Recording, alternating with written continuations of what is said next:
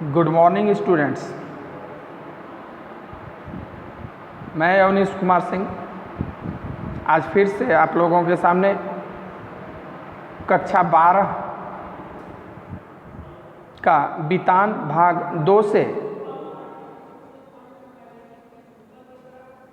अतीत में दबे पांव चैप्टर का पहला भाग व्याख्या का वीडियो लेकर के उपस्थित हूँ। अतीत में दबे पांव ओम थानवी का लिखा हुआ यह ऐतिहासिक लेख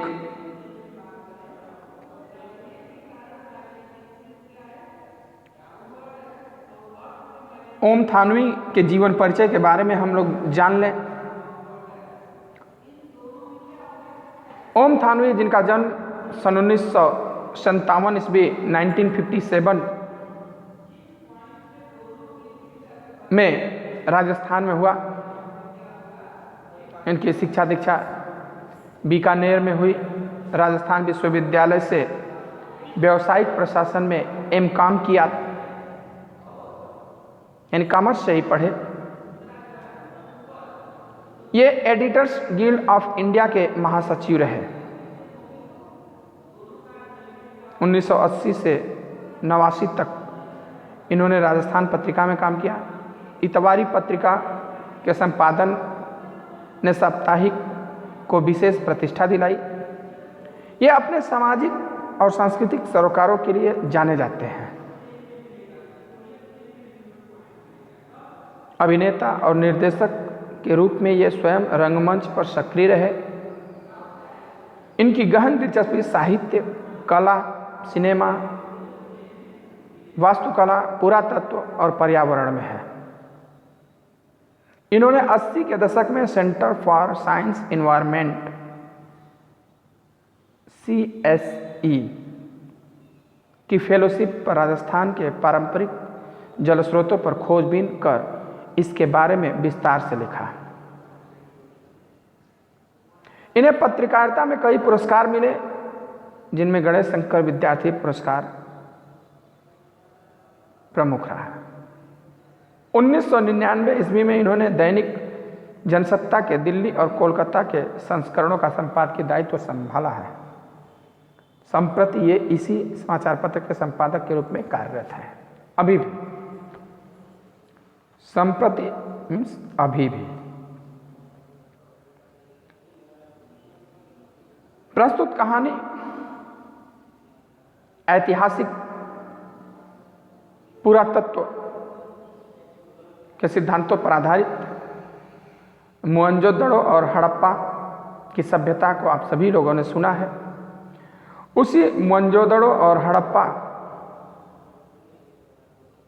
की सभ्यता का वर्णन इस चैप्टर में उन्होंने किया है।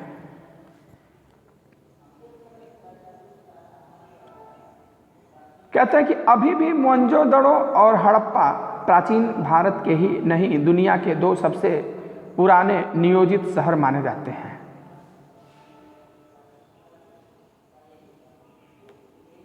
सबसे पुरानी सभ्यता तो मिस्र की सभ्यता कही जाती है,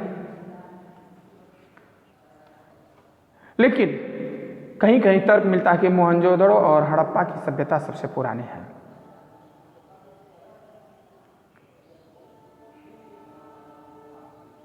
आजादी से पहले तो दोनों हिंदुस्तान का पूरा हिस्सा था, लेकिन आजादी के बाद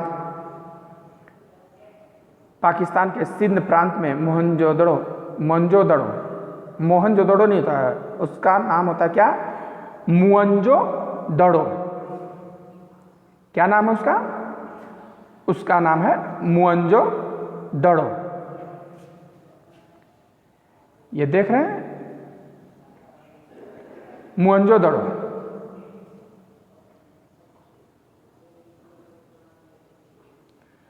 और हड़प्पा, ये 2 संस्कृति है उसकी, मोहनजोदड़ो की। ये दुनिया के पुराने एवं विकसित नियोजित नियोजित मतलब सुनियोजित ढंग से स्थापित करना माने जाते हैं। तो पाकिस्तान के सिंध प्रांत में स्थित मोहनजोदड़ो घाटी मैदान की संस्कृति थी। वहाँ घाटी भी था और मैदानी इलाका भी था। मोहनजोदड़ो का अर्थ है मुर्दों का टीला। मोहनजोदड़ो मीन्स मुर्दों का, मोहनजो मीन्स मुर्दा और दड़ो मीन्स टीला होता है। वर्तमान समय में इसे मोहनजोदाड़ो के नाम से जाना जाता है। और हड़प्पा पाकिस्तान के पंजाब प्रांत का पुरातात्विक स्थान सिंध नदी के तट पे है, जहां सिंध घाटी सभ्यता का दूसरा प्रमुख नगर बसा है। एक नदी किनारे तो थोड़ा दूसरा नदी से दूर। सिंधु घाटी सभ्यता के परवर्ती यानी परिपक्व दौर के शहर है। मैच्योर टाइम अब पीरियड जो होता है जिसमें यानी कि आपका सब कुछ अच्छा चल रहा हो, वह समय जो आपको सब कुछ अच्छा चल रहा हो, सबसे बेस्ट जो टाइम है।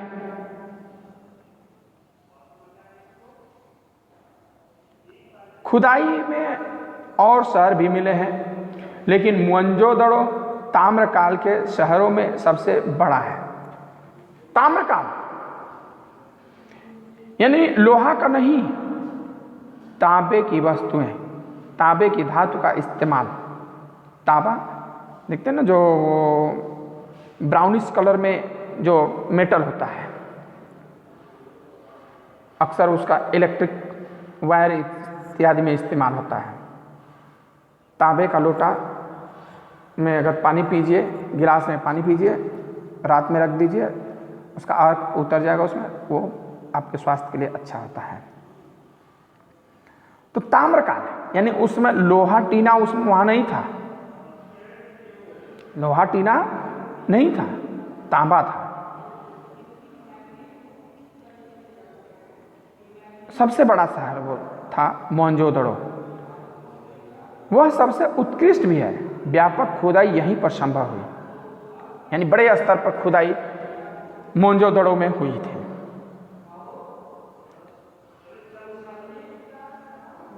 बड़ी तादाद में इमारतें, सड़कें, धातु पत्थर की मूर्तियां, चाक पर बने चित्रित भांडे, मुहरे, साजो सामान और खिलौने आदि मिले। खुदाई हुआ वहां पे, ट्रेन की पटरी निकाली जाती तो खुदाई हो तो बड़ा सामान वहां निकलने लगा, तो फिर उसको रोक दिया गया, उस परियोजना को। फिर वहां पुरातत्व विभाग गया, खुदाई करने लगा, तो तमाम प्रकार की चीज वहां मिलने लगी। जैसे इमारत के खंडहर यानी बिल्डिंग के खंडहर, सड़कें मिला, धातु और पत्थर की बनी मूर्तियां मिली। धातु कौन थे? तांबा का धातु वहां पर ज्यादा था। पत्थर की मूर्तियां मिली, चाक पर बने हुए बर्तन, भांडे मीन्स बर्तन, जो मिट्टी के बर्तन बनते हैं। चाक देखे, वो लिखने वाला चाक नहीं, वो जो चाक जिस पे कुम्हार बर्तन बनाता है, चक्र उनका जो चक्री होता है, जिस पर कुम्हार बर्तन बनाता है। मतलब कि जो बर्तन मिले गोल गोल, उससे यह सिद्ध होता है कि नहीं ये चाक पर बने हुए हैं, और उस पर डिजाइन भी निकाली गई थी।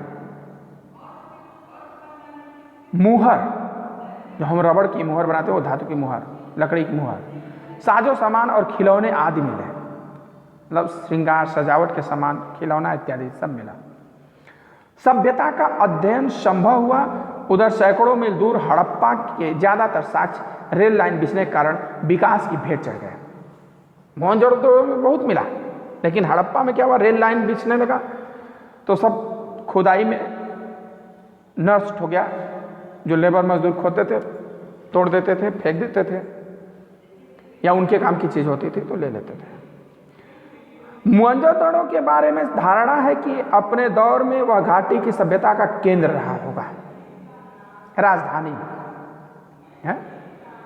जो सेंटर होता है, जो राजधानी होती है, वो काफी विकसित होता है। तो इतना वहां पे विकास था जिससे यह अनुमान लगाया जाता था कि यह जो होगा वो अपने समय का ये केंद्र रहा होगा, यानी राज्य राजधानी रहा होगा, यहीं से सब शासन चलता रहा होगा, यानी एक तरह की राजधानी। जैसे दिल्ली हमारी है, दिल्ली आप जाएंगे तो वाकई बहुत स्मार्ट सिटी है, चौड़ी सड़कें, स्वच्छ सड़कें, साफ सड़कें हैं।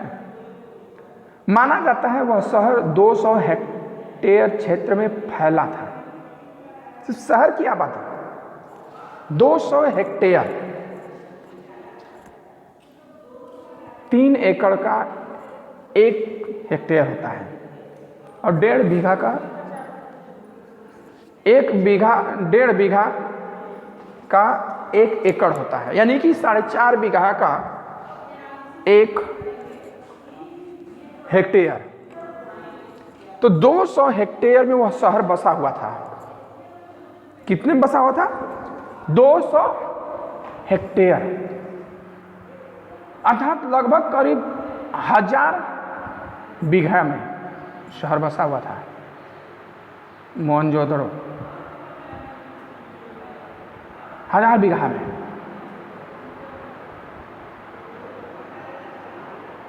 आबादी कोई 85,000 थी, आबादी भी कम नहीं थी, 85,000 उस समय की आबादी।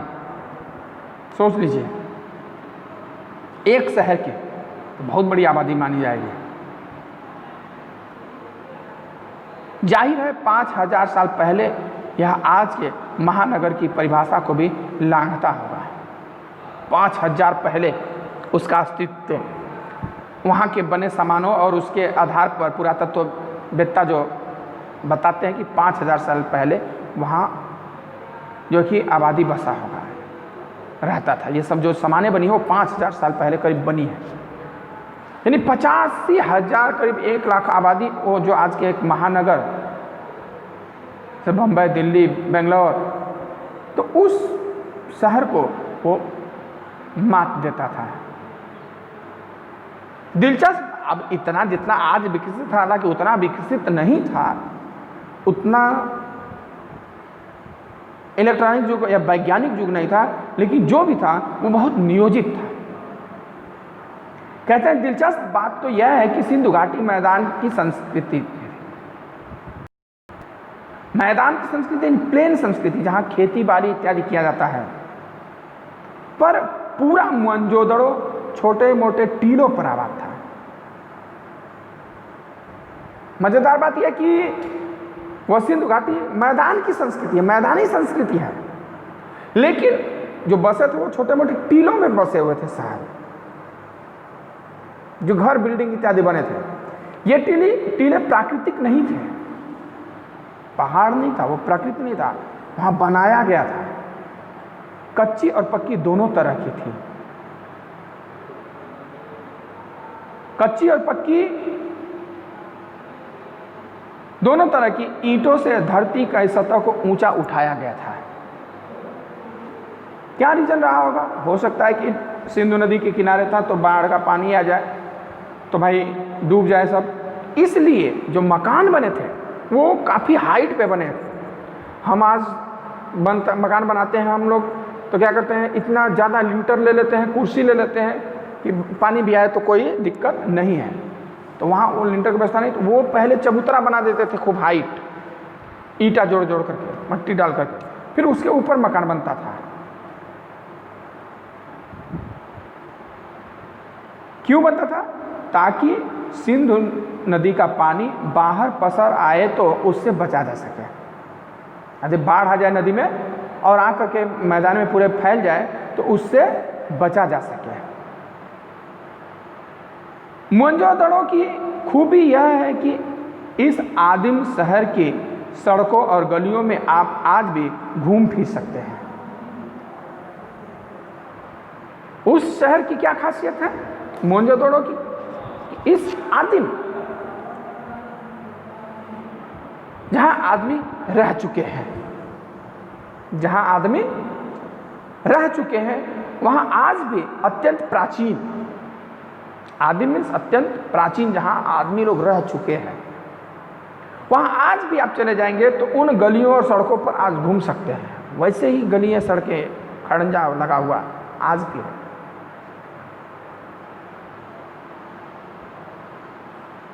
यहाँ की सभ्यता और संस्कृति का सामना भले अजायब घरों के